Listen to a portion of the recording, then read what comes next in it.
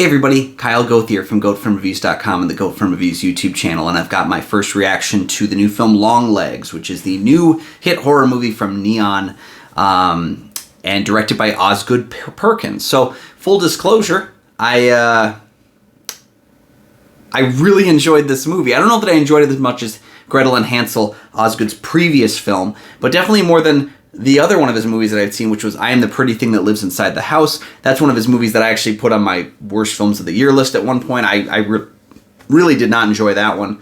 Had not seen The Black Coat's Daughter. So going into this film, I had one movie that I really enjoyed and one movie I really didn't. So I didn't know how this was going to play out. But the plot of the film is Maika Monroe plays an FBI agent who has a very... she's a very, intensive mind about looking at things. She likes patterns, puzzles, discovering, uncovering. And she's been assigned basically to a case of this serial killer known as Longlegs, who leaves these cryptic messages at scenes of crimes with codes and information as well as the word Longlegs. So that's how they get the title for him. It is also, the thing is though, they can't seem to find that the serial killer actually did any of the killing himself because these keep looking like murder-suicides. So like, how did this happen? Can they find the right evidence to actually figure out who's doing the horror of Longlegs? And Longlegs himself is played by Nicolas Cage, as we've seen in some of the marketing. But the unique thing is, we haven't seen marketing actually showing us his face. So we've gotten bits and pieces of it. But I'll tell you right now, Nicolas Cage is excellent in the movie. He's not in it a ton because we're really spending our time with Maika Monroe's character. But Nicolas Cage is excellent in the movie. And it's so great when he appears on screen because I love that he's in this kind of unhinged stage, but he's also like doing some really interesting character motivations and movements and mannerisms, and it's like that classic Nick Cage from the 90s who's kind of embracing all the wacky weirdness that he's capable of doing, but there's that artistic flair that he's been hitting the last couple of years that I'm so happy with, and I really loved his performance in the movie. Maika Monroe is becoming one of those actresses, she's not even becoming, she is one of those actresses that I adore. I love seeing when she's in a new movie. I'm always there. I love it, especially when it's a genre film. She did recently things like, It Follows and Watcher and The Guest. She did this pretty cool little movie on Quibi, which I think now became on Roku, called The Stranger, that she did. So that they used to be on Quibi in those chapters, and now it's in a feature-length version, but that's how I watched it as well. That I think was really good. So Maika Monroe is becoming... No, I said it again. She is one of those actresses that I adore seeing in movies, and she's great here. She has so many other options in how she chooses to play this lead FBI agent, and she instead chose to do something that I've never seen her do, which is always appreciated. I just adore her so much, and I'm so happy to see her kicking ass in another great genre film.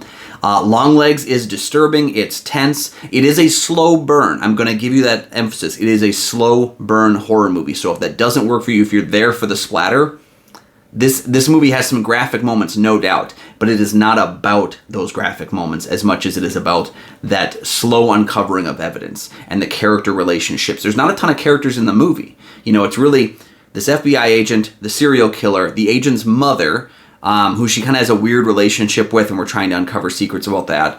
And also her, kind of commanding, I don't know what they call it, commanding officer, but her CO played by Blair Underwood, who I haven't seen in a lot of movies, especially as of late, and I think he was really cool in this movie too. He's playing that kind of, established character, kind of the grizzled old man character, who's like, I'm getting too old for this shit kind of stuff. But he's good in the movie, so, not going to fault him on that. There's some interesting crime scene evidence. This feels like it's kind of starts out with, people have already made this, comparison, Silence of the Lambs, Seven, and then I think it kind of goes into some place that neither of those films go. So I think it starts out making you feel like you're seeing exactly what you've seen before, and then it evolves into something different. And I was really taken with it. I liked it. There's certain revelations near the end of the film that I think could have been better done.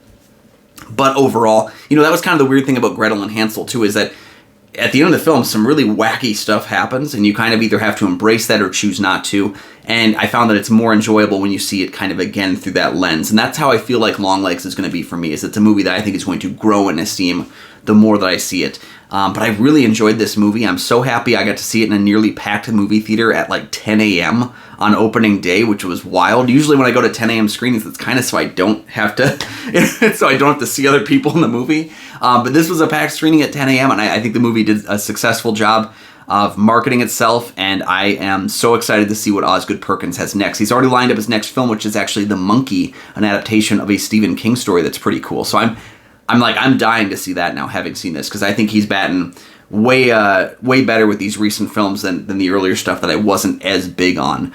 But yes, really enjoyed Longlegs. I can't wait to share my thoughts about the film with other people as I talk about it. Most of the critics in our group really enjoyed the movie as well. And I think it's one of those movies that is going to have staying power at the box office, which is something we really, really need right now. We need low-budget movies, low-budget marketing, staying power at the box office. And if you want to get part of the conversation, you got to go check it out on the big screen and do so in a more packed theater, because I really enjoyed hearing the shocked guffaws of people as the film played out. So, while I felt like I was kind of knowing where things were going, I didn't know how they were going to play out. And I think the finale of the film was definitely like, ooh, okay, interesting. I need to see it again to know if I like the ending as much, because it really does swing for the fences. And that may work for you, may not, but I think the journey is definitely worth it regardless. So check out Longlegs, then come on back here and leave your thoughts down in the comment section below. While you're down there, please like and subscribe. There are 2 free things you can do that'll support the channel immensely, and you never miss new episodes of the show as they drop. Help me to help you. Help me to help you.